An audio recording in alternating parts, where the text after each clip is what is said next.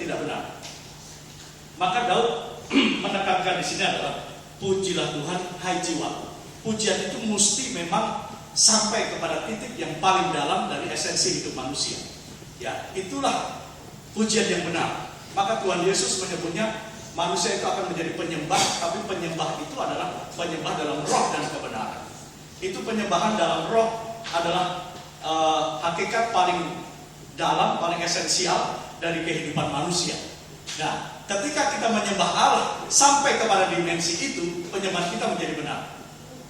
Penyembahan kita menjadi benar. Penyembahan itu bukan soal sikap saja. Penyembahan bukan soal tepuk tangan dan tidak, Pak ya. Penyembahan bukan hanya soal berdiri atau duduk. Tidak. Ya, dulu saya akan pakai cara lain kalau menyembah. Kadang-kadang duduk, kadang-kadang berdiri, kadang-kadang sujud dan sebagainya. Itu cara yang lain. Nah, kita lebih free daripada itu. Kita lebih bebas. Tetapi intinya harus ada. Intinya ialah kalau menyembah Allah itu mesti sampai kepada kedalaman jiwa. Mesti sampai kepada titik roh, yaitu esensi yang paling dalam dari kehidupan manusia. Dan kadang-kadang tidak mudah, Bapak Ibu Saudara ya. Kadang makanya Tuhan marah kepada orang Israel. Karena orang Israel itu menurut penilaian Tuhan, Tuhan menilai mereka begini. Kamu itu memuji aku dengan bibirmu, tetapi hatimu jauh daripada aku. Ya kan?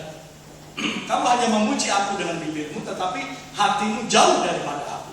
Nah, itu pujian, tentu saja pujian yang salah, pujian yang tidak berkenan. Oleh karena pujian itu belum sampai kepada titik yang paling dalam.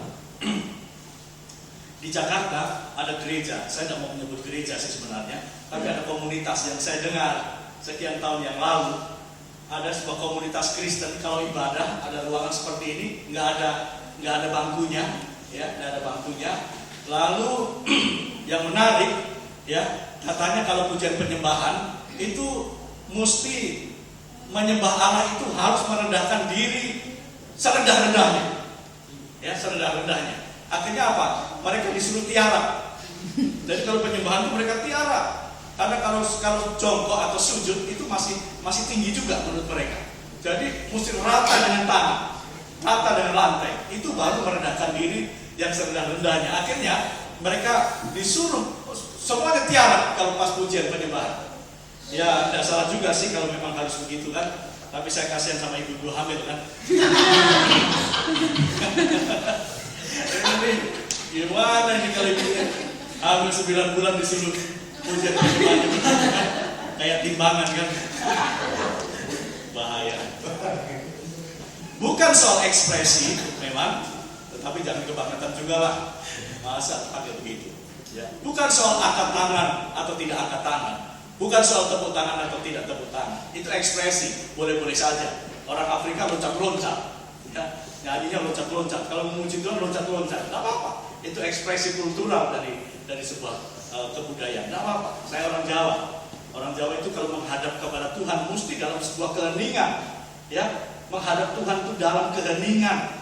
Kalau masuk gereja Jawa, jarum jatuh aja kedengaran, gitu ya.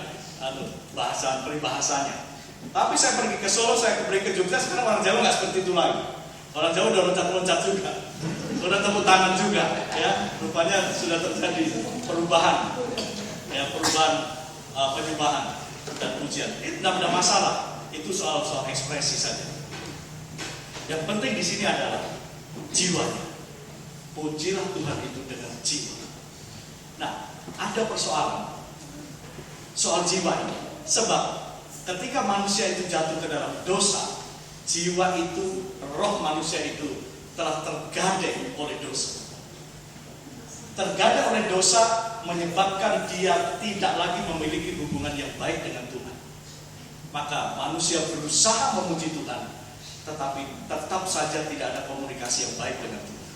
Maka Yesaya 59 ayat 1 dan 2 mengatakan, ya, sebab sebenarnya tanganku bukan kurang panjang untuk menolong kamu, telingaku bukan kurang tajam untuk mendengarkan kamu, tetapi kata Tuhan pada ayat yang kedua, yang menjadi pemisah antara aku dan kamu, kata Tuhan, adalah dosa. Jiwa itu telah dilingkupi oleh dosa, roh itu telah digadaikan, telah ditawan oleh dosa, menyebabkan manusia itu tidak bisa mempunyai ekspresi dan hubungan yang baik lagi dengan Tuhan dalam pujian dan penyembahan. maka jiwa itulah yang harus ditebus. Maka Yesus datang ke dalam dunia ini